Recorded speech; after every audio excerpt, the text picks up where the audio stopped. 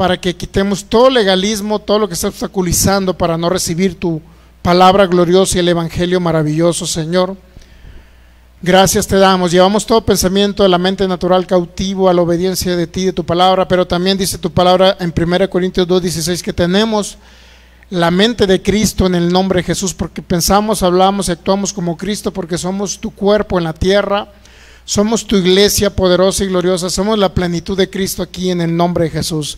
Y nuestro máximo deseo es que tú seas formado cada día más, en nuestro entendimiento pueda ser renovado, tú seas formado, Jesucristo, para que tú seas expresado a través de cada uno de nosotros, a través de nuestras vidas, en el nombre de Jesús. Declaro el incremento de Cristo en cada uno de nosotros y que podamos ver esa gloria maravillosa que es Cristo en nosotros, la esperanza maravillosa de gloria, manifestándose en cada aspecto de nuestra vida en el nombre de Jesús, y se cumpla el propósito eterno del Padre en Cristo Jesús, que es la impartición, la predicación y la formación de Cristo a esta humanidad que te necesita, Señor, en el nombre de Jesús. Todo el honor y toda la gloria sean para ti, en el nombre de Jesús. Amén. Muy bien, pues ya estamos transmitiendo en vivo, estamos conectados ya en vivo a través de nuestra página de Facebook, que es Fe y Poder Guadalajara, y damos la más cordial bienvenida a cada persona que nos ve a través de estos medios de comunicación, que se están conectando, cada uno de los hermanos de cualquier ciudad, país o población de Sudamérica, Centroamérica, de los Estados Unidos, de Norteamérica, así como de España y de cualquier otro continente o país o población de habla hispana donde nos vayan a ver tanto de manera directa en nuestras páginas de Facebook como también de manera diferida en nuestra página de YouTube, que es Fe y Poder Guadalajara, donde usted tiene la oportunidad de suscribirse, darle clic a la campanita para poder que el algoritmo de YouTube pueda reproducir y llegar a más personas a través de ello. Nuestra idea principal es poder ayudar a alguien, libertar a alguien que está oprimido, alguien que está a lo mejor a punto de suicidarse y que no haya la solución. Esa es la oportunidad que tenemos. También, si tiene la oportunidad, amigo, que nos vea a través de estos medios, de compartir la palabra de Dios, de compartirla en algún grupo, con algún amigo, familiar que no conozca a Cristo, también sería maravilloso, porque vamos a ayudar a alguien más va a conocer a Jesucristo, alguien más va a ser iluminado con el conocimiento glorioso de nuestro Señor Jesucristo y lo que Él hizo por nosotros en la cruz del Calvario.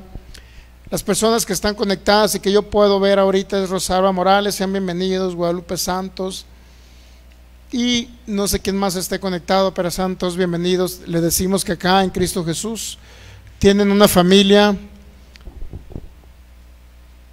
y que Jesús es el Señor tanto de ustedes como de nosotros, y tenemos una familia, algo que nos une, que son los lazos de la sangre de nuestro Cordero maravilloso que es Jesucristo. Ok, pues continuamos con la palabra de Dios, continuamos con enseñando más acerca del nuevo pacto, el evangelio de la gracia, y continuamos con el tema: ¿cuál es el propósito para todo ministro? ¿Cuál es el propósito del Padre para todo ministro? En el sentido de qué es lo que nosotros podemos expresar como servidores de Cristo a esta humanidad. Para ello vamos a leer la segunda carta a Timoteo, capítulo 2, versículo 15, por favor. En la versión Reina Valera dice así la palabra: en el nombre de nuestro Señor Jesucristo, procura con diligencia presentarte a Dios aprobado como obrero que no tiene de qué avergonzarse, que usa, divide o traza bien la palabra de verdad. Muy bien, pues el tema y el subtema que estamos viendo acerca de cuál es el propósito para todo ministro. Bueno, obviamente que el propósito del Padre es que Cristo sea expresado, Cristo sea predicado, Cristo sea impartido, Cristo sea el glorificado a través de nuestras vidas. Y si nosotros podemos expresar a Cristo en ese tiempo, podemos mostrar al Cristo que tenemos y que habita en nuestro corazón a esta humanidad, crea lo que va a ser maravilloso para que personas vengan más al conocimiento de la verdad que es Cristo Jesús, la esperanza de gloria, y su obra completa y terminada en la cruz del Calvario. Muy bien, Vamos ahora entonces y continuamos con el análisis exhaustivo, ahora sí, directamente de la carta de Santiago. Ya vimos algunas circunstancias o por qué, algunas circunstancias del por qué estamos analizando la carta de Santiago. Primero, en primer lugar, es porque como ministros necesitamos conocer la verdad del evangelio que predicó el apóstol Pablo y que le reveló Cristo Jesús en el tercer cielo. Segundo, si hay alguna carta, alguna expresión de cualquier otro discípulo de nuestro Señor Jesucristo que se oponga a lo que escribió el apóstol Pablo, por obviedad debemos de analizarlo a su profundidad para ver si nos aplica a nosotros como iglesia de Jesucristo, que habitamos, que vivimos en un nuevo pacto establecido sobre mejores promesas, porque son promesas ya cumplidas en Cristo Jesús. Entonces, si explicamos correctamente la carta de Santiago, la creemos, la entendemos, nos vamos a dar cuenta que hay cosas que definitivamente no nos aplican, como es la fe más obras para ser justos, justificados o salvos. Podríamos decir la palabra final de ser justificados es ser salvos, es decir, libre de toda condena eterna, que ya no tenemos que pagar en un lugar de sufrimiento en el corazón de la tierra, sino que literalmente estaremos con Cristo por una eternidad. Eso es lo más glorioso y maravilloso que podemos entender. Y por ello estamos analizando la carta de Santiago, porque se ha mal utilizado en muchos casos por falta de entendimiento, ¿ok? Por ignorancia. Yo lo ignoraba también, todas estas cosas yo lo ignoraba. Pero cuando empezamos a profundizar, entendemos que la carta de Santiago, si bien es cierto, fue escrita, como ya lo sabemos, primordialmente y esencialmente a judíos en la época del apóstol Pablo, que se dispersaron sobre las distintas provincias romanas, griegas de aquella época, del Asia en aquella época. Y la idea de Santiago era decirles a las personas, a los judíos que habían creído en el Señor Jesucristo, que ellos estaban obligados a guardar la ley de Moisés. Era un parámetro normal, para que usted me entienda, era algo, parte de la doctrina de los judíos, pero eso obviamente que no es la doctrina para nosotros los que no somos judíos, es decir, los gentiles. Regularmente la palabra gentil se utiliza en dos sentidos: uno, para reflejar al resto de las naciones que no son judíos, y lo segundo es para reflejar y decir a alguien que es pagano, alguien que no cree en Dios, alguien que es un pagano literalmente, ¿no? En otras palabras, alguien que no tiene pacto con Dios, alguien que no busca a Dios, alguien que no quiere nada con Dios, alguien que está alejado de la ciudadanía literalmente de Dios, etcétera, ¿no? Entonces una persona sin Cristo, en otras palabras, es una persona gentil, pero más estamos enfocando la palabra gentil en el sentido de que se refiere más a otras naciones, obviamente, y cuando especifica el pueblo de Dios, o especifica más bien la nación israelita, los judíos, pues obviamente está representado por todos los que viven allá en Jerusalén, ¿no? En la época del apóstol Pablo, en la época del apóstol Santiago. Entendamos, por favor, si Santiago dijo que la fe sin obras es muerta, en el concilio de Trento es algo que se discutió bastante. En 1547 aproximadamente se discutió que toda persona que a la fe no le añada obras y crea que por la fe sola va a ser literalmente salvo o justificado delante de Dios para obtener obviamente la vida eterna, si alguien lo va a hacer por la sola fe, en 1547 literalmente iba a ser excomulgado, ¿okay? Ese fue el concilio de Trento, eso lo determinó. Entonces Calvino hizo un postulado respecto a ello, diciendo, o dándoles en cierta manera como tratando de quedar bien, principalmente por lo que la gente cuidaba en esa época era la vida, porque los mataban. Usted sabe que los mataban en la hoguera, los sacrificaban bastante. Había muchos, usted ahorita puede ver fotos ahí en internet, en YouTube, de todo lo de esos aparatos que utilizaban para la tortura de las personas que no creían como creía cierta religión. Entonces Calvino contestó, Jean Calvin, un hombre creo que francés, contestó en relación como una respuesta al concilio de Trento, donde se determinó que no nada más la fe te salvaba, sino que hay que añadirle obras. Por obviedad era por conveniencia, ¿me entiendes? Siempre alguien que le quiere añadir obras a la fe, siempre va a ser por conveniencia. No estamos en contra de las obras, ¿ok? Debemos de aclarar, nunca estamos en contra de las obras porque tenemos que hacer buenas obras.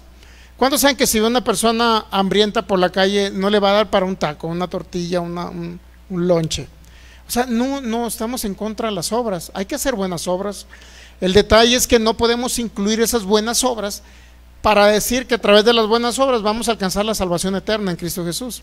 Entonces estaríamos demeritando el sacrificio que hizo Jesucristo en la cruz del Calvario. Su sangre tan costosa derramada en la cruz, fue tan alto el costo que se pagó por la salvación de cada uno de nosotros, como para tener que nosotros añadirle obras a lo que Cristo ya pagó en la cruz, ¿ok? Entonces, siempre que hablamos de que la fe no debe llevar obras, no nos referimos a que no hagamos obras, sino que no debemos de hacer obras para ganarnos lo que ya se pagó en la cruz, que es la salvación eterna, ¿ok?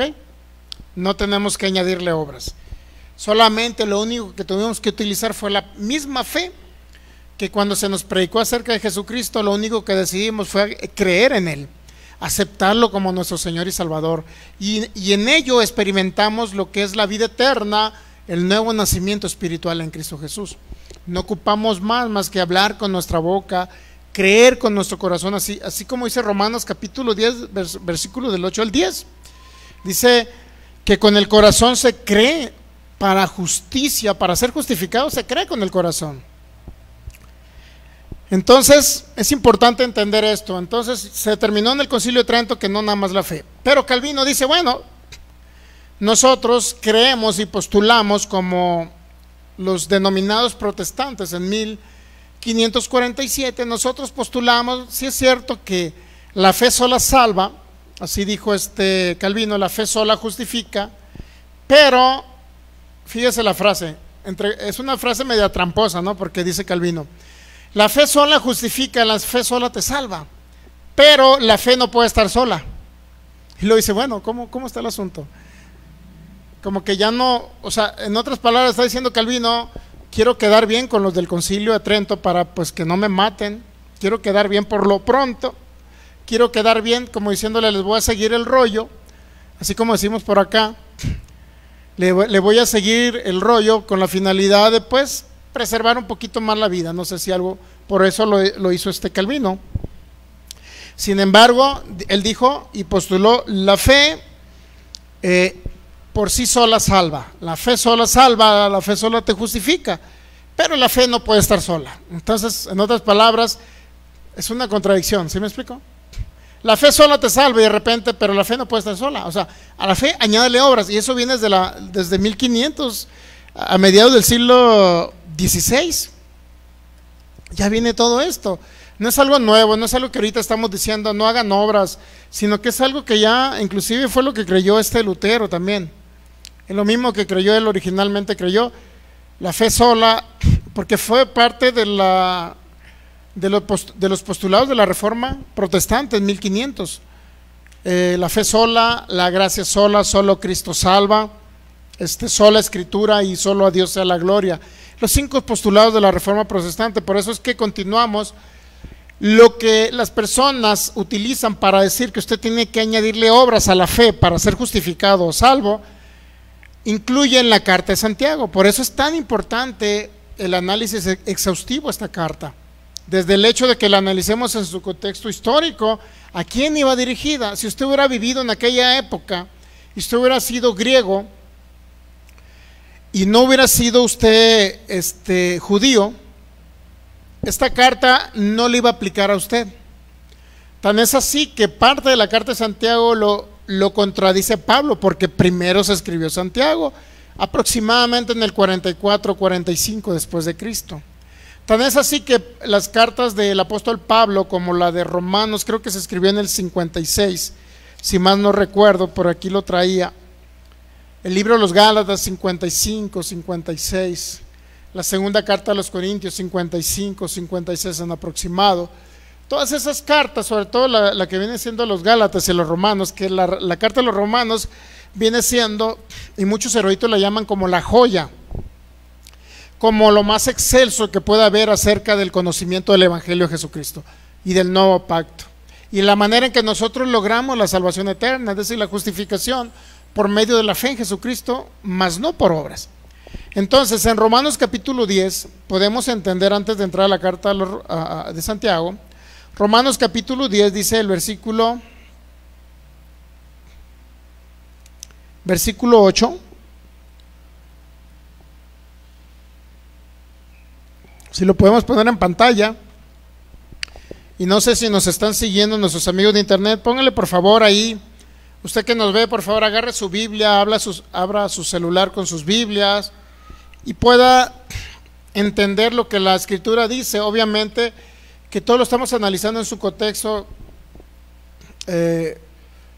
Algunas personas pudieran diferir a lo mejor lo que vamos a enseñar, pero les recomiendo que termine toda la serie de la enseñanza de la carta de Santiago, porque si no la analiza toda, pues usted va a creer que lo que vamos a hablar el día de hoy a lo mejor contradice a su creencia. Pero qué maravilloso sería que pudiéramos ser humildes, nobles, para poder recibir la palabra y decir, bueno, esto no lo conocía, lo estoy entendiendo apenas, y me lo están demostrando con la palabra de Dios, ¿no? Eso sería maravilloso, porque aún así, al estudiar la Biblia, hay alguien principalmente que nos la revela, que es el Espíritu Santo, en primer lugar. Segundo, no nada más tiene que ser el Espíritu Santo, sino que nosotros tenemos que estudiarla, y no nada más estudiarla es leerla, sino escudriñarla a profundidad, es decir, tratando de ver los contextos, tanto histórico, cultural, contexto dentro del texto, textos anteriores, posteriores. Hay una profundidad para poder analizar y entender. Ahora que yo entiendo el Evangelio de la Gracia, muchos textos bíblicos que estaban, para mí, no los entendí o estaban ocultos, y ahora que entiendo la gracia de Dios y la justicia de Dios en Cristo, entonces muchos de los textos vienen ahora sí a revelación. Pero este es un continuo, estar escuchando continuamente, ¿no? Para poder entenderlo a su profundidad. Pero tiene que escuchar todo la carta, todo lo que hemos analizado. ¿Cuánto llevamos ahorita? ¿10, 11, 12? Michelle, ¿cuántos llevamos, por favor? Es el 13, es el número 13, llevamos 13. Entonces no podemos entender con una enseñanza de 50 a 60 minutos, no podemos entender todo lo que Santiago quiso decir.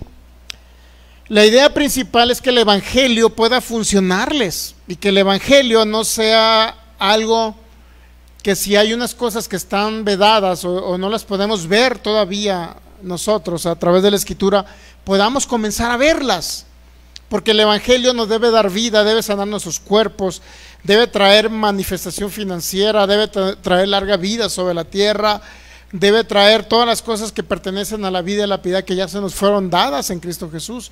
Eso es el Evangelio de Jesucristo. ¿Por qué? Porque si lo enfocamos principalmente, y siempre lo digo, para que el reino de Jesús sea extendido y Jesucristo sea predicado, enseñado, impartido y formado a esta humanidad, créalo que ese es el objetivo principal por lo cual nosotros estamos aquí en la tierra, para expresar a Jesucristo.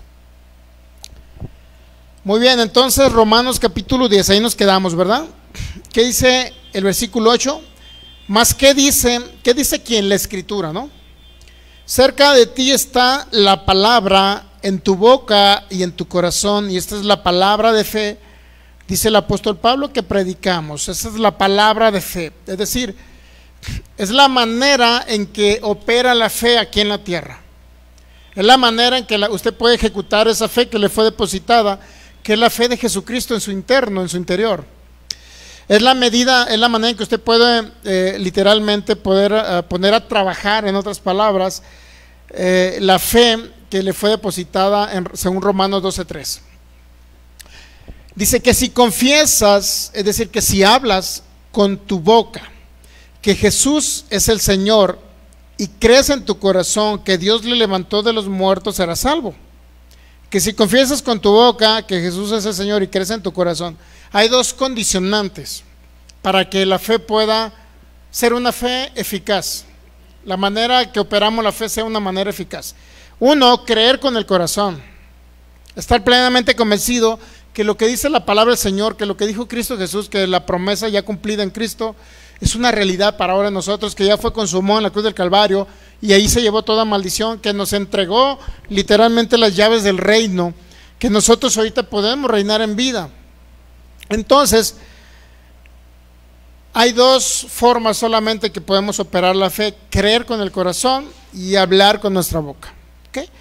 Ahora yo le he agregado otras cosas, como dice, como es también tratar de tener una visión del reino y poder visionar las cosas del reino, para que esas cosas del reino, como dice Habacuc capítulo 2 del 2 al 4, escribe una visión y declara en tablas, porque la fe también te impulsa a visionar las cosas del reino. La fe nos impulsa a visionar las cosas del reino.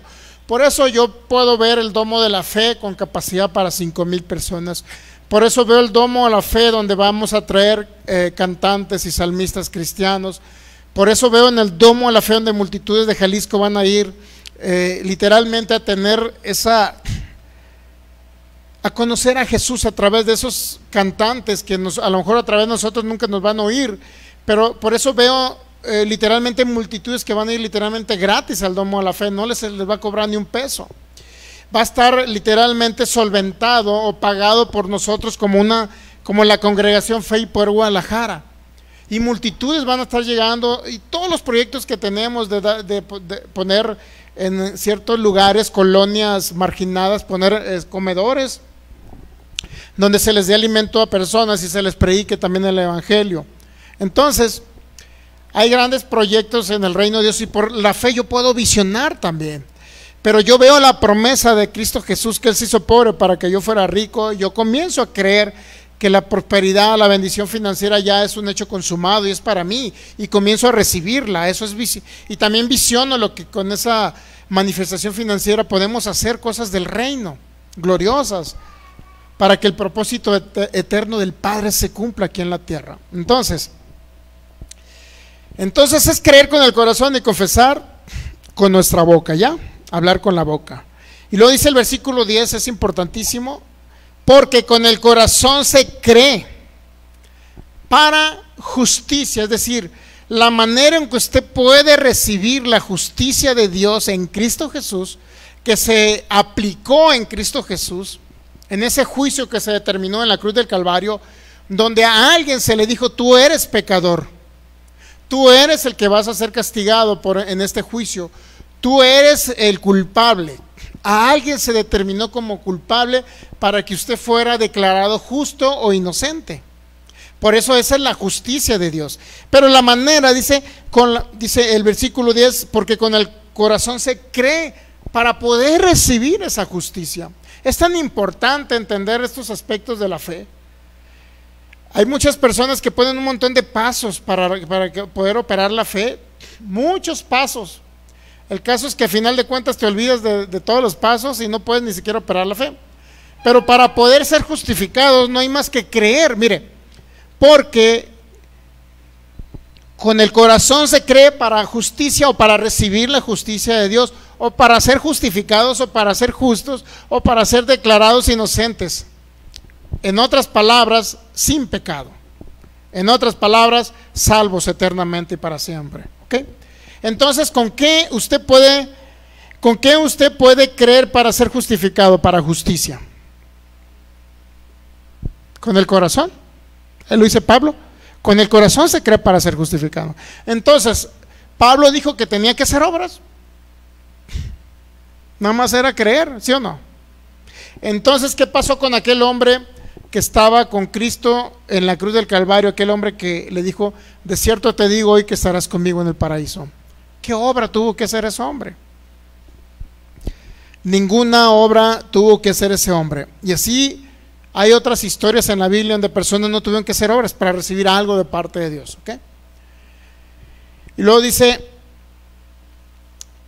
pero con la boca se confiesa para salvación. Y ese viene siendo el círculo completo de la fe. El círculo completo de la fe es creer y hablar con tu boca lo que está escrito ya. O eres justo o eres pecador.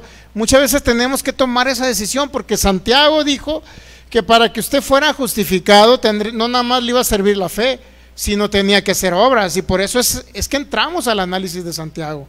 Si no, de nada, no tendría ni un sentido que analizáramos la carta de Santiago, porque se opone a las cartas del apóstol Pablo. Claro que se opone. No complementa a Pablo Santiago, nunca lo complementa. Entonces, con el corazón se cree para ser justificado, para recibir la justicia de Dios en Cristo Jesús. Es todo. ¿Qué tuvo que hacer para ser salvo? Nada. Creer y hablar con su boca lo que ya estaba escrito en la palabra de Dios. Justo, totalmente justo por la obra perfecta y maravillosa, por el sacrificio y la obra terminada de Cristo en la cruz. No ocupó más usted. El detalle es que muchos quieren añadir obras. El problema de añadirle obras a la fe, el gran problema de añadirle obras a la fe, es que puede intervenir o la ignorancia de las personas que no entienden la carta de Santiago en su contexto, o dos, le quieren añadir a la fe obras con la finalidad de sacar algún provecho. Y ya lo hemos dicho muchas veces. Hemos denunciado ese tipo de actitudes de líderes religiosos, cómo aprovechan la fe de las personas para decirle que tienen que añadirle obras y ellos aprovecharse, ¿ok? Caso que ya se dio en la Edad Media eso. Usted ya conoce la historia. Las gulas, las indulgencias, ya se dio en la Edad Media. Aprovechaban las obras, no nada más la fe, las obras para sacar provecho o beneficio propio, ¿ok? Por eso creemos que por la fe sola vamos a ser justificados, justos, y vamos a recibir la justicia de Dios. Creer con el corazón y hablar con tu boca. ¿Qué tienes que creer con tu corazón? Pues que Jesús es el Señor y que Dios lo levantó de entre los muertos. Eso es lo que te dice el apóstol Pablo, no le agrega más. Vamos a Santiago capítulo 1, versículo, y ahora sí comenzamos. Santiago capítulo 1, por favor, versículo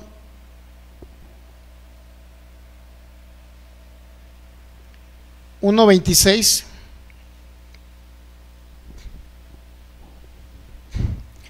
Veamos que Santiago estaba hablándole a judíos convertidos, pero que no estaban dando el fruto del amor. O sea, no eran, en otras palabras, no eran nacidos de nuevo, ¿ok? Y era algo similar a lo que Pablo le llamó los falsos hermanos.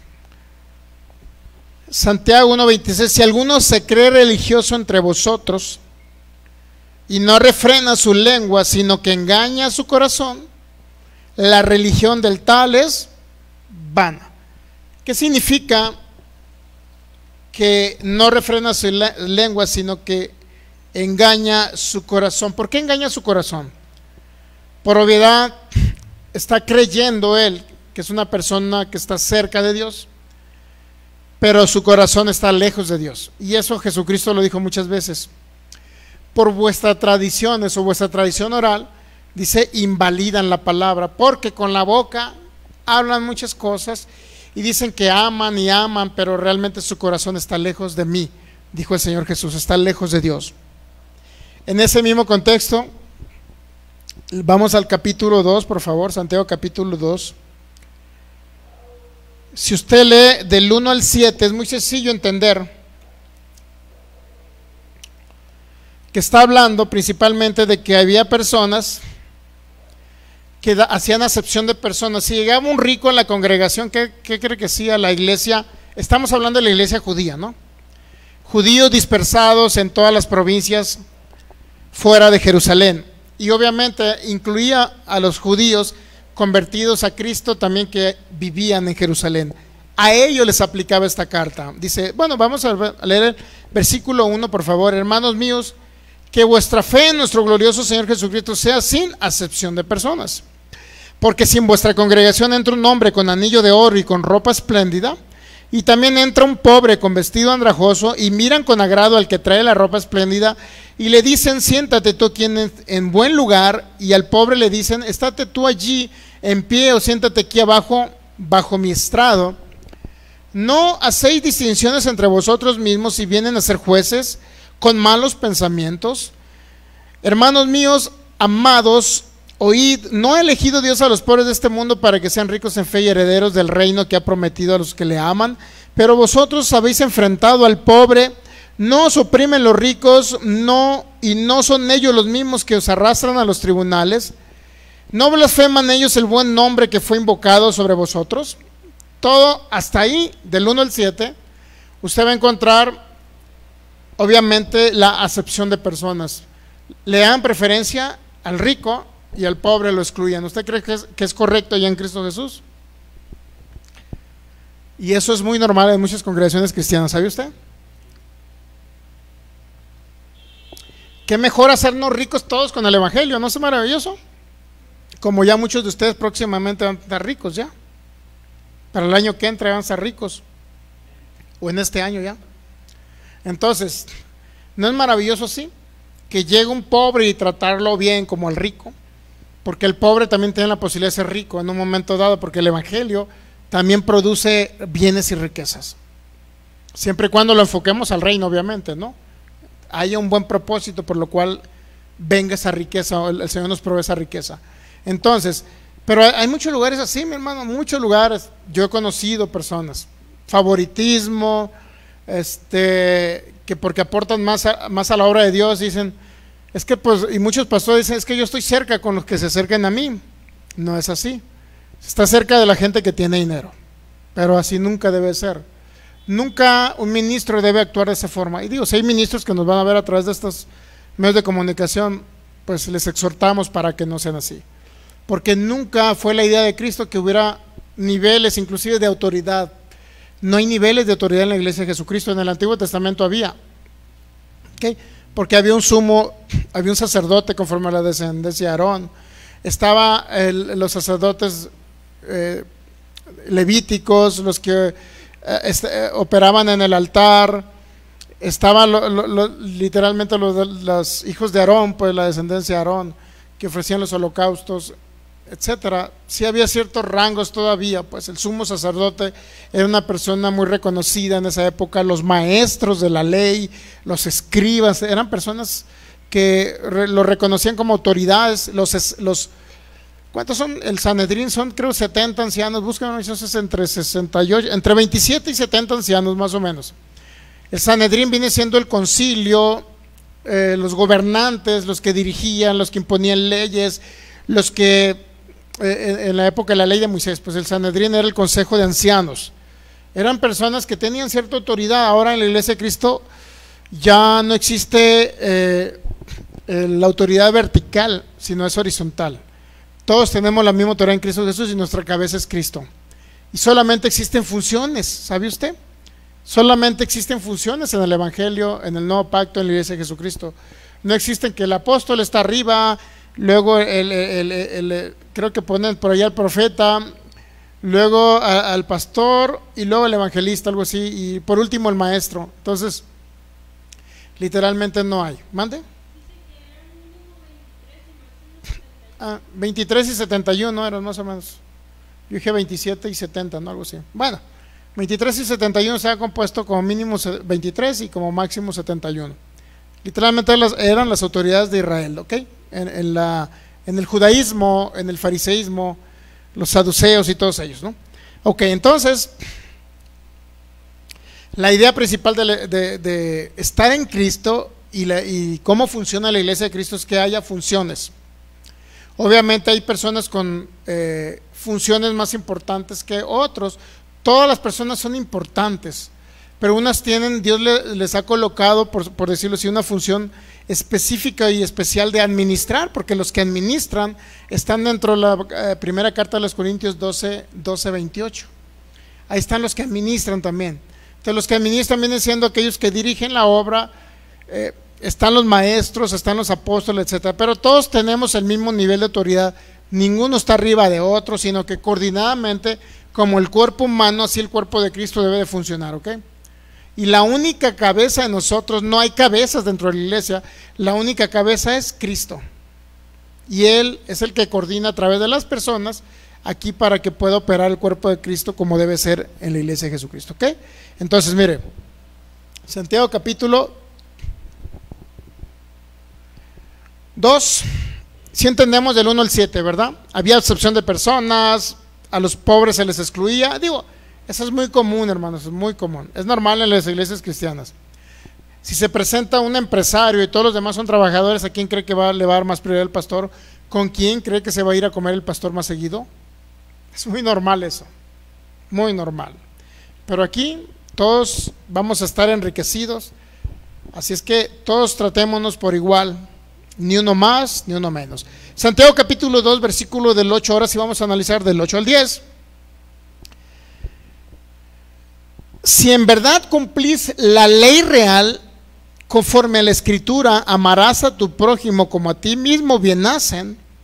Pero si hacen acepción de personas, cometen pecado y quedan convictos por la ley como transgresores, porque cualquiera que guardare toda la ley pero ofender en un punto, se hace culpable de todos. Del 8 al 10 vamos a analizar, ¿ok? ¿Qué quiere decir Santiago en esos textos bíblicos? Principalmente, Santiago está citando la ley suprema, que es parte de la ley de Moisés, o que viene la ley de Moisés. La ley suprema, Santiago capítulo 2, versículo 8, en otra traducción, por favor, Dios habla hoy, tengo una Dios habla hoy, una traducción Dios habla hoy Continental 2002, dice: haréis bien si de veras cumplen la ley suprema, tal como dice la escritura, es decir, tal como dice la ley de Moisés.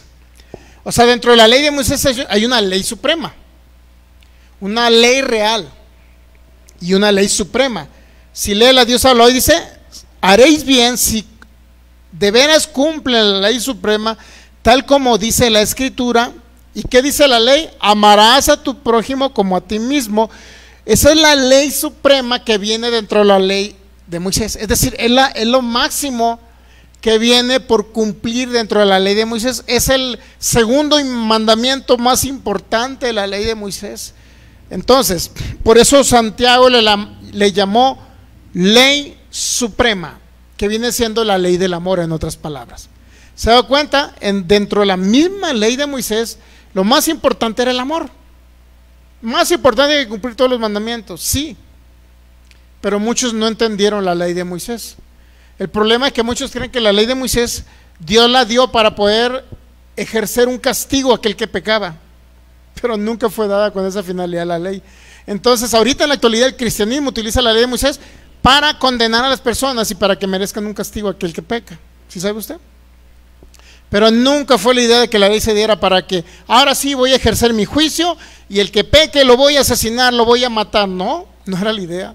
La idea de Dios de instituir la ley era darles a conocer que somos pecadores, o que éramos pecadores, o los judíos eran pecadores por más obras que hicieran. Jamás podían cumplir una ley de 613 mandamientos, no nada más eran 10, eran 613 leyes, tanto morales, ceremoniales o civiles. Entonces, 613, ¿usted cree que puede cumplir 613 si ni los 10 a veces cumplíamos? Imposible. Entonces la ley fue dada para decirle al hombre: estás incapacitado, vas a seguir siendo un pecador y nunca vas a poder salir adelante, nunca vas a ser justificado haciendo obras. Es imposible que cumples una ley, porque esa ley demuestra la perfección de Dios. ¿Ok? Era el objetivo principal ese, y dar a conocer a través de sombras, tipos y figuras que esos corderos representaban que Jesucristo iba a venir a morir como nuestro cordero, ¿okay?, en la cruz del Calvario. Entonces había dos cosas importantes. La ley era un guía, un ayo para llevarnos a Cristo. Al hombre le decía: reconoce que estás incapacitado para justificarte o salvarte a ti mismo. Ahora reconoce que hay un Salvador y que un Salvador viene a rescatarte. Ese es el objetivo de la ley. Entonces mucha gente dice: bueno, la ley se puso para castigar al pecador. No era cierto. Aunque la ley, si la infringías, sí merecías un castigo. ¿Sí me entiende? Ok, entonces si el Señor quería castigar, literalmente dio la ley para castigar a los judíos, entonces ¿para qué les puso el sacrificio de animales? Para cubrir el pecado. Imagínense, Dios pone una ley para castigarlos, ¿no? Porque van a violar una ley. Ya violaron, infringieron una ley, vamos a castigarlo. Pero de repente, sacrificio de corderos, la sangre de un cordero que los cubre el pecado de ellos durante un año. Literalmente quedan exentos de ser castigados. o condenado, ¿sí? ¿Lo puede ver? Puede ver la misericordia de Dios ahí. O sea, la ley no fue dada para castigar al hombre, ¿ok? Si fuera así, entonces nunca le hubiera puesto los corderos para cubrir el pecado. ¿Cuál es el sentido entonces? Entonces, mira, ahí va. Entonces, Santiago capítulo 2, si en verdad cumplen la ley suprema, es decir, dentro de la ley hay una ley suprema que es la ley del amor. Amarás a tu prójimo como a ti mismo. Entonces Santiago le cita a los judíos dispersados que habían creído en el Señor Jesús y que están obligados a guardar la ley, les cita la ley suprema que viene en la ley de Moisés. Es decir, le da el resumen de la ley. El resumen de la ley es el amor de Dios. ¿Por qué? Porque el amor de Dios le dijo, mira, este cordero que estamos sacrificando ahorita representa al amor de Dios que va a venir. Si se dio 1500 años antes de la ley, la primera vez que se dio la ley, entonces en 1500 años viene alguien que va a morir por ustedes. Ese es mi perfecto amor y quiero darles a enseñar que viene ese amor a manifestarse en la tierra, no nada más para cubrir sus pecados, su pecado, sino para quitar el pecado de vosotros. ¿Entendemos? Le dio el resumen Santiago de la ley, que es el amor, para decirles que si bajo la ley ellos evidenciaban que cumplían la ley haciendo obras de amor, cuánto más estando en Cristo deberían demostrar a través de ese amor que eran nacidos de nuevo y tenían la fe de Cristo en ellos. En otras palabras, si ellos no actuaban en amor, estaban infringiendo la ley de Moisés. Pero los fariseos, bajo la ley de Moisés, no actuaban en amor y les decía, bueno, entonces ¿qué caso tiene que sean como los mismos fariseos que hacen acepción de personas? Los fariseos hacen acepción de personas, sí, muertos espirituales, pero ahora que nacieron ustedes de nuevo, ¿por qué siguen actuando como los fariseos? Esa era la cuestión de la carta de Santiago, ¿ok? Ahora, dentro de la ley mosaica había un gran mandamiento, y esa es la ley suprema, Levítico 19:18. ¿Qué era lo que estaba citando entonces Santiago? Levítico capítulo 19, versículo 18, ¿ya? No te vengarás, dice, ni guardaréis rencor a los hijos de tu pueblo, sino amarás a tu prójimo como a ti mismo, y dice, yo Jehová, es decir, yo te digo eso. El 17 dice, no aborrecerás a tu hermano en tu corazón, razonarás con tu prójimo para que no participes de su pecado. Todos estos mandamientos eran mandamientos de la ley de Moisés. Literalmente Santiago estaba citando la ley de Moisés, ¿para qué? Para que la cumplieran y demostraran delante de los hombres que eran salvos o justificados. Por eso la fe con obras que menciona Santiago no es la fe de Cristo de la cual hablaba el apóstol Pablo, sino era la fe que llevaba o conllevaba a cumplir la ley de Moisés para demostrar, en otras palabras, que no nada más Cristo estaba en ellos, sino también cumplían con Dios a través de esa ley. ¿Sí me explico? Incluso demostrar que eran salvos. Si no cumplían la ley, pues no podían demostrar que eran salvos. En lo que respecta a lo que Santiago dice. Entonces, ¿estamos de acuerdo que Santiago estaba citando la ley de Moisés, sí o no? Entonces ahora vamos a Mateo 22:35. ¿Quién más habló de la ley suprema o del resumen de la ley? Mateo 22, versículo 35, también el Señor Jesús lo hizo. Mateo 22:35, por favor. Dice, uno de ellos, intérprete de la ley, preguntó para tentarle diciendo, querían tentar al Señor Jesús, maestro, ¿cuál es el gran mandamiento de la ley? Jesús le dijo, amarás al Señor Dios con todo tu corazón, con toda tu alma, con toda tu mente. Ese es el primero y gran mandamiento. ¿Se da cuenta? Pero hay un segundo gran mandamiento también. Y el segundo, dice el 39, ya lo tenemos ahí en pantalla. El 39 dice, y el segundo o gran mandamiento semejante. ¿Y de qué se trata? También de amar. Uno es amar a Dios y otro es amar al prójimo, ¿no? El segundo semejante, amarás a tu prójimo como a ti mismo. De estos dos mandamientos, literalmente depende toda la ley y los profetas. O sea, es como un reloj, ¿se acuerdan los relojes esos? Y que en la parte de abajo era como un péndulo, así le llamaban, ¿no? Pues ahí viene la palabra que dice, depende toda la ley. o pende toda la ley, es como un hilito en el cual va soportando esa parte, pues. Todo lo que soporta la ley literalmente es amarás a Dios y amarás a tu prójimo. En otras palabras, depende del amor de Dios que iba a ser mostrado, o les mostraba a través de sombras, tipos y figuras, le mostraba el amor que iba a venir a manifestarse en la cruz a través de Jesucristo nuestro Señor y Salvador. Él es el amor de Dios, porque el amor de Dios ha sido depositado en vuestros corazones por el Espíritu Santo que les fue dado. Creo que dice Romanos 8:5, ¿no? O 5:5, algo así. Romanos 5:8, 5:5. Entonces, en eso depende o pende toda la ley y los profetas. Y muchas personas se ponen a guardar, es que voy a guardar hoy, no robarás, voy a guardar, no adulterarás, no dirás falso testimonio, no tendrás dioses ajenos, voy a tratar de cumplir. Pero, ¿para qué cumplir todos los mandamientos si se resumen nomás en dos? Esa viene siendo la ley suprema que está dentro de la ley de Moisés. Amarás a Dios con todo tu corazón y a tu prójimo como a ti mismo, aunque Jesús dijo, amarás a tu prójimo como yo los he amado a ustedes, no como nos amamos a nosotros mismos. ¿Ok? En otras palabras, ya aquí el Señor Jesús tumbó todos los mandamientos de la ley y solamente dejó el resumen de la ley, que son dos: la ley real o la ley suprema, el amor.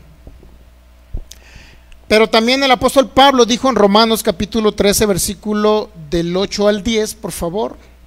También Pablo habló de la ley de Moisés, pero nunca habló de la ley de Moisés en el sentido que usted tendría que cumplirla, sino en el sentido, la carta a los romanos, les recuerdo, iba para dos tipos de públicos: para gentiles o paganos que no eran hijos de Dios, según Romanos capítulo 1, porque mucha gente utiliza Romanos capítulo 1 para decirle a los cristianos, miren, ya ven lo que dice, que conocían a Dios,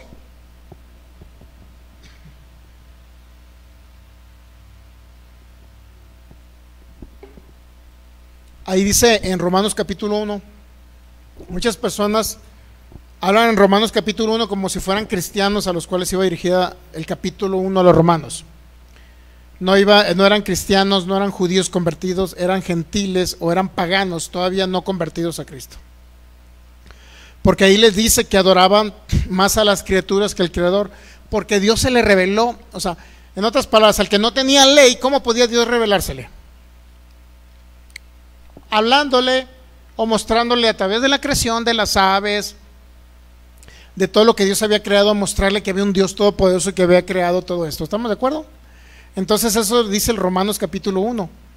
Romanos capítulo 1 te habla, son gentiles no convertidos, personas paganos, romanos paganos, no va dirigido a la iglesia de Jesucristo. Por eso dice, ustedes habiendo conocido a Dios, ¿practican todo este montón de cosas? Les dice a ellos, sí, porque no conocen a Dios, y la manera en que Dios lo pudieron haber conocido es a través de la creación. Eso es lo que se está refiriendo el apóstol Pablo, pero nunca habla a la iglesia de Jesucristo. Y mucho cristiano y mucho pastor, mucho líder utiliza eso para empezar a juzgar. Es que Romanos capítulo 1 dice que siendo cristianos empiezan a hacer esto y esto y esto, y que Dios los desecha, Dios los vomita porque ustedes hacen esto. Pero espérame, no se refiere a cristianos, no se refiere a hijos de Dios, no se refiere a creyentes, se refiere a gentiles paganos. ¿Ya? Romanos 13. Por eso el libro de los Romanos, la carta, perdón, va dirigida a dos públicos: gentiles, paganos y los que guardaban la ley de Moisés, que obviamente que eran judíos dispersados en Roma, que vivían en Roma. Entonces dice, no debáis a nadie nada, sino el amarse unos a los otros, porque el que ama al prójimo, ¿qué pasa con que el que ama al prójimo? ¿Qué pasa? ¿Tendría usted que cumplir 613 mandamientos o solamente amar al prójimo? Dice Pablo, fíjese, si usted ama al prójimo, literalmente ha cumplido toda la ley. Entonces, ¿para qué tanto mandamiento? Si todo se resume en el amor. Por eso dice Pablo, no deban a nadie nada, fíjese. Y luego dice, porque no adulterarás, no matarás, no hurtarás, no dirás falsos testimonios, no codiciarás y cualquier otro mandamiento. En esta sentencia se resume. En esta sentencia, es decir, en este ¿Entiende la palabra sentencia? La palabra sentencia es cuando alguien está en proceso de ser juzgado, ¿no? Pero todavía están reuniendo las pruebas, está el fiscal, está el abogado, pero al final de cuentas hay un juez que dice, lo sentenciamos a este o lo exoneramos y lo dejamos totalmente libre, o lo culpamos y lo sentenciamos a tantos años de prisión. ¿Estamos de acuerdo? Esa es la sentencia. En otras palabras, la sentencia es la resolución final, pues, donde se resuelve o culpable o inocente. En este caso, el apóstol Pablo está diciendo, en esta sentencia se resume. Esta prácticamente es el resumen, pues. Es la conclusión final. Es la sentencia que se dictó acerca de la ley.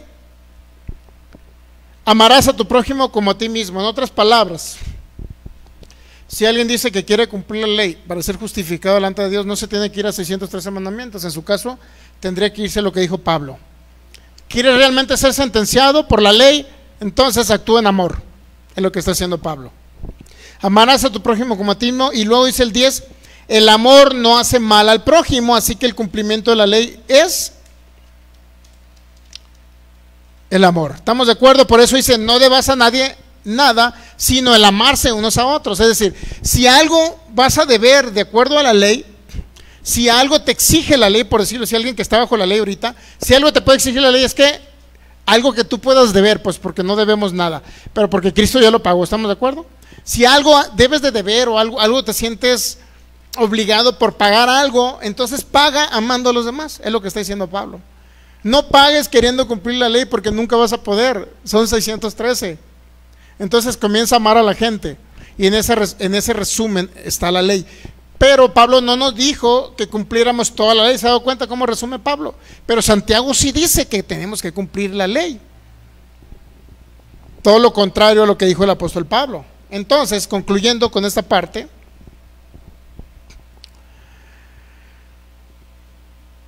Pablo cita la ley, pero haciendo referencia a que si hay alguna sentencia de la ley o si algo que se debiera de pagar o alguna condena, es el amarse unos a otros.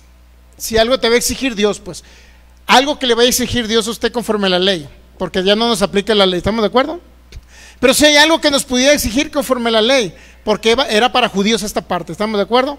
Hay judíos y gentiles, la carta a los romanos es para judíos y gentiles. Si hay algo que tiene que concluir los judíos que vivieron bajo la ley, es esto nada más. Algo que tengan que deber, algo que tengan que pagar, algo que determine una sentencia, un resumen. En otras palabras, ámense unos a otros. Y ese es el cumplimiento de la ley. Le dijo a judíos. Pero Santiago no, todo lo contrario de Santiago. Santiago habla de que, bueno, vamos a rápido. Santiago capítulo 2, versículo 9. Santiago 2:9, por favor. ¿Ya? Pero si hacen acepción de personas, cometen pecados según la ley. ¿Se ha dado cuenta?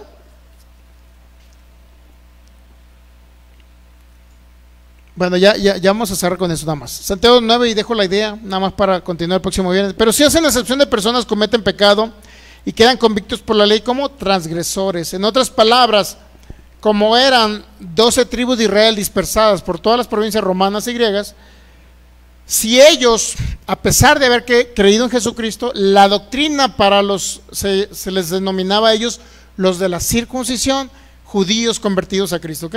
Ellos eran los de la circuncisión. Para ellos la doctrina era esta: creer en el Señor Jesucristo y guardar completamente la ley de Moisés. Esa era la doctrina para ellos. Para nosotros los gentiles no, era creer en el Señor Jesucristo y seguir creyendo en el Señor Jesucristo. ¿Me entiende? Es todo. Y dar frutos, obviamente, tenemos que dar frutos de obediencia, frutos de santificación, obviamente de que Cristo está en nosotros. Entonces, según Santiago, si hacen acepción de personas, cometen pecados y literalmente quedan sentenciados, convictos o castigados bajo la ley. Eso es lo que quiere decir. Entonces Santiago sí estaba aplicando la ley, ¿se ha dado cuenta? Pablo no. Pablo le dijo a los judíos que estaban en Roma, lo único que se les va a demandar a ustedes es que amen a su prójimo como ustedes mismos, amen a los demás. Es lo único que les va a pedir el Señor a ustedes. No les va a pedir que hayan cumplido toda la ley, solamente les va a pedir. ¿A poco no contrasta con la carta de Santiago Pablo? Claro que contrasta, claro que difiere, porque Pablo dijo, si hay algo tienen que deber de acuerdo a la ley, es amarse unos a otros, es todo. Dios no les va a exigir más. Es decir, crean en Cristo, y si algo van a guardar de la ley, guarden el resumen, la ley suprema, el amor, es todo. En eso concluyó Pablo, pero Santiago no. Dice el 9, si hacen acepción de personas, cometen pecado y quedan condenados o convictos por la ley como transgresores, es todo. Entonces Santiago y Pablo difieren totalmente. ¿Se da cuenta? Santiago dice, si hacen acepción de personas, van a ser condenados y castigados por la ley. Va a haber un castigo, va a haber una condena. Pero Pablo dice, no, ya no hay condena. Si hay alguna condena, un castigo, es que se amen unos a otros. Es lo único que te va a demandar Dios. Es lo único que te va a decir. Si hay algo que tengas que deber, es amarse unos a otros. Hay un gran contraste, una gran diferencia entre Santiago y Pablo. Por eso yo no estoy de acuerdo en gran parte de la carta de Santiago. Por eso la estamos analizando en su contexto. Entonces ahí nos quedamos en Santiago 2:9 para seguirlo analizando el siguiente viernes. Santiago 2:9 y nos quedamos. Y pues le damos las gracias a las personas que estuvieron conectadas a través de estos medios de comunicación. Bendecimos sus vidas y les recuerdo que se unan a nosotros todos los viernes, principalmente porque tenemos una oración aquí. Ok, muy bien. Hay que decirle a Verónica Orozco que se conecte el próximo viernes para también que ella pueda escuchar la palabra con nosotros. Ok, muy bien. Entonces, en resumen total, sigue escuchando la palabra juntamente con nosotros. Sigamos escudriñando la carta de Santiago. Si no, jamás vamos a entender la fe, cómo opera la fe, y jamás vamos a entender la gracia, lo que se nos dio inmerecidamente, y jamás vamos a entender la justicia de Dios en Cristo. Ok, pues vamos a orar. Primeramente le damos gracias al Señor. Gracias te damos, Señor, por esta gloriosa noche maravillosa que nos das para honrarte, adorarte y bendecirte. Gracias por tu palabra. Gracias por el conocimiento pleno del Evangelio de nuestro Señor Jesucristo, el nuevo pacto, de la gracia gloriosa y maravillosa de la justicia de Dios en Cristo. Gracias por mostrarnos la obra terminada y concluida de Cristo Jesús. Gracias por el Cristo eterno, maravilloso, que ha sido impartido en nuestros corazones y ahora puede expresarse. Gracias por el conocimiento pleno, Señor, de esa maravillosa palabra del nuevo pacto, del Evangelio glorioso que nos se ha venido a manifestar ahora en el nombre de Jesús en este tiempo. Gracias por la revelación de tu palabra, Señor, en el nombre de Jesús. Gracias, Jesús. Y vamos a orar ahorita por Verónica Orozco. Ok, pásenle por favor esta oración, esta enseñanza, para que ella también pueda oír la palabra, porque la palabra de Dios es medicina para nuestro cuerpo. Ok, ponemos, Señor, en tus manos a Verónica Orozco en este día. Dice la ciencia médica que tiene cáncer, pero tú eres nuestro médico de médicos, en el cual todas las cosas son posibles. Tú eres el poderoso que ha llevado toda enfermedad y toda dolencia en la cruz del Calvario, y tú ya llevaste las enfermedades, tú llevaste el cáncer de Verónica. Por eso ahora creemos que por tus heridas ella ha sido sanada en el nombre de Jesús. En Isaías 53, 4 y 5 ahí viene esa promesa, que tú llevaste todas las enfermedades de Verónica y sufriste esos dolores, Señor. Por eso ahora en este tiempo creemos por los dones del Espíritu Santo, fe, milagros y sanidades, y ahora creemos que Verónica es sana por la llaga de Jesús. Toda enfermedad, toda dolencia en el nombre de Jesús desaparece ahora en el nombre de Jesús. Esas células ahora que han mutado, que están alteradas, ahora le ordenamos que desaparezcan, o en el nombre de Jesús que vuelvan a su tamaño normal. en el nombre de Jesús. Que se regeneren nuevas células ahora mismo en el nombre de Jesús, y esas células que no están correctas en el nombre de Jesús ahora mismo sean eliminadas de ese cuerpo en el nombre de Jesús. Toda protuberancia ahora mismo desaparece, la llamamos inexistencia en el nombre de Jesús, y el poder del Espíritu Santo ahora mismo en el nombre de Jesús ahora mismo está haciendo la obra perfecta y completa, desapareciendo todo quiste, todo tumor en el nombre de Jesús. Te damos gracias, maravilloso Rey, porque creemos que la sanidad de Verónica Orozco ya es un hecho consumado en la cruz del Calvario, y en el nombre de Jesús solamente esperamos la manifestación en unos días, pero tu poder ya está operando en ese cuerpo en el nombre de Jesús para desarraigar toda enfermedad y toda dolencia, porque es ilegal en el cuerpo de Verónica. También les invitamos a Verónica también para que reciba a Cristo, que es el milagro más grande, tener la salvación eterna. Si tuviese oportunidad, Verónica, reciba a Cristo y repita conmigo: Señor Jesús, yo creo que tú viniste un día a la tierra siendo Dios, haciéndote hombre y muriendo en la cruz del Calvario, derramando tu sangre preciosa y sufriendo por mí. Te doy gracias porque veniste a ese lugar de sufrimiento a sustituirme y llevar no nada más mi pecado, sino la enfermedad y toda maldición. Por eso ahora yo te recibo como mi único Señor, mi único Salvador y mi único Dios. Gracias por la vida eterna que en este momento me estás proveyendo y yo estoy recibiendo. Gracias, Jesús. Gracias porque ya no estoy sola, no estoy solo, tú estás conmigo siempre, todos los días de mi vida, en el nombre de Jesús. Amén. Muy bien, pues sigue escuchando la palabra, Verónica, no se quede sin escuchar la palabra, porque es la vida y la medicina que está en la palabra del Señor. Muy bien, pues damos gracias a cada persona que estuvo conectada y que podemos ver aquí. Bueno, Raquel Olivares, Rosalba, Paulina, y cada persona que estuvo, que a lo mejor no puedo o no alcanzo o no logro ver, conectada a través de estos medios. A veces después me aparecen los comentarios porque compartimos con varios grupos y varias páginas, y yo donde lo estoy viendo directamente no me aparecen otros comentarios, pero ya después en una oportunidad igual les contesto si alguno puso algún comentario por ahí. Si algún día requiere una oración, con mucho gusto podemos orar por ustedes y ministrarles el poder del Espíritu Santo. Muy bien, estamos despedidos. La gracia de nuestro Señor Jesucristo sea con todos vosotros. Recuerde, usted es bendecido en Cristo Jesús, y asimismo cada viernes estamos conectados a las 8 de la noche y los domingos a las 12 del mediodía. Nuevamente les esperamos a cada persona que nos ve a través de estos medios de comunicación.